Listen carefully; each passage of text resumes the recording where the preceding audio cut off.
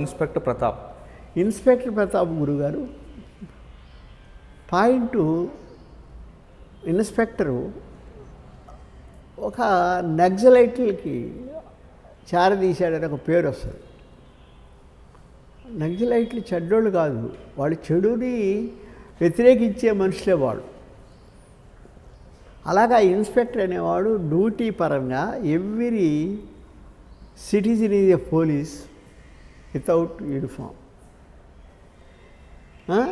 Every police is a citizen with uniform అనే point మీద మంచి విజయశాంతి, మన బాలకృష్ణ గారు మంచి సినిమా బాగా తీసాము, బాగా ఆడింది కూడా. అంటే అప్పటికే బాలకృష్ణ గారు మంచి కమర్షియల్ హీరో సార్. అవును, అది అందువల్ల ఇది ఏం తప్పే ఉంది.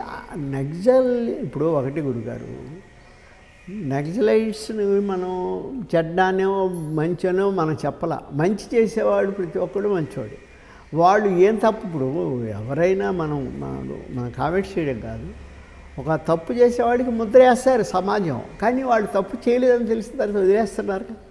అంటే బాలకృష్ణ గారు లాంటి వాళ్ళు అప్పట్లో కమర్షియల్ హిట్స్ ఉండడం, సినిమా 100% కమర్షియల్, మాస్లో బాగా మాస్ పాటలు హిట్లు ఉండాలి, తర్వాత అన్ని డైలాగ్స్ బాగుండాలి, అన్ని పాటలు హిట్, తర్వాత బ్యాక్ డ్రాప్ సార్, అది బ్యాక్ డ్రాప్.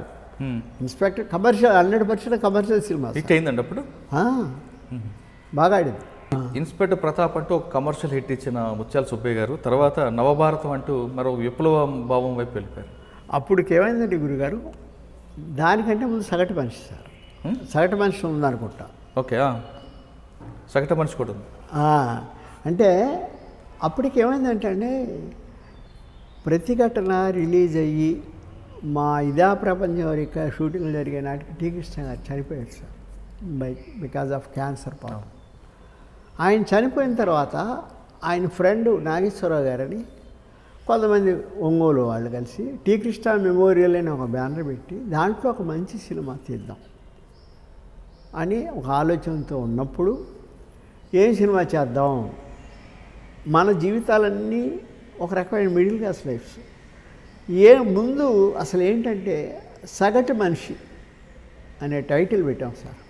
ముందు సబ్జెక్టు ఓకే, సగటు మనిషి అనేది చాలామందికి అర్థం కాల. ఫస్ట్ సగటు మనిషి అని సగంలో మనిషి అని అడిగిన వాళ్ళు కూడా ఉన్నారు. కాదు బాబు అంటే అటు పైకి ఇటు కిందకి కాకుండా అలాగా పూరెస్ట్ ఫ్యామిలీ సగటు మనిషి.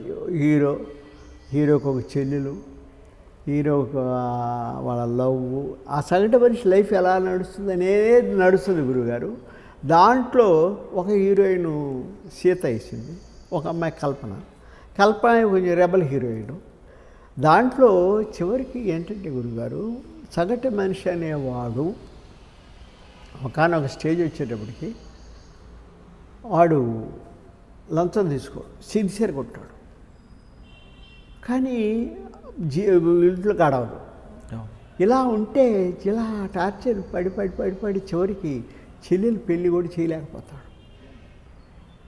బిడ్డకి తల్లికి బాగాలేకపోతే క్యాన్సర్ అయితే క్యాన్సర్కి వైద్యం చేయించే శక్తి లేక ఆమెకి చెప్పడం, ఏదో మందులు తెచ్చిచ్చి నీకేమి లేదులేమ్మా అంటాడు.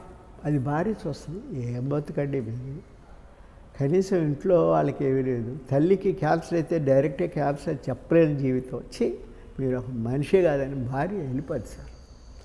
అప్పుడు వెక్స్ అయిపోతాడు జీవితం వచ్చి. ఎందుకని చెప్పి లంచం వచ్చిన వాళ్ళని 5,000 నాకు అంటారు. 5,000 సార్ చిన్న అంతేనయ్యా, మొట్టమొదట చెడిపోయే ఆడదానికి మొట్టమొదట చెడిపోయే ఉద్యోగికి అంతే రేటు, 5,000 ఇవ్వమంటాడు. కరెక్ట్గా యాంటీ కరప్షన్ వచ్చి పట్టుకొని ఉద్యోగం పోతుంది. భార్య లేదు, సూసైడ్ చేస్తున్నారు. రైల్వే స్టేషన్లకి రైల్వే ప్లాట్ఫామ్ కూడా పోలీసులు పట్టుకుంటారు, తీసుకొచ్చి కోర్టులో పెడతారు.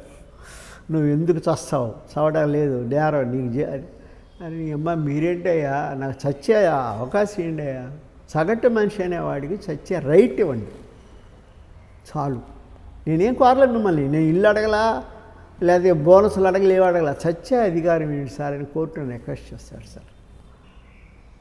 అదేంటంటే అవును మీకు అసలు సగం గొడవ వదిలిపోద్దండి దేశంలో. సగటు మనిషి ప్రతి ఒక్కటి చచ్చిపోయాడు అనుకో మీకు ఇబ్బంది లేదు కదా. అలాంటి పాయింట్ సగటు మనిషి గారు సినిమా ఎలాగైంది బాగా బ్రహ్మాండంగా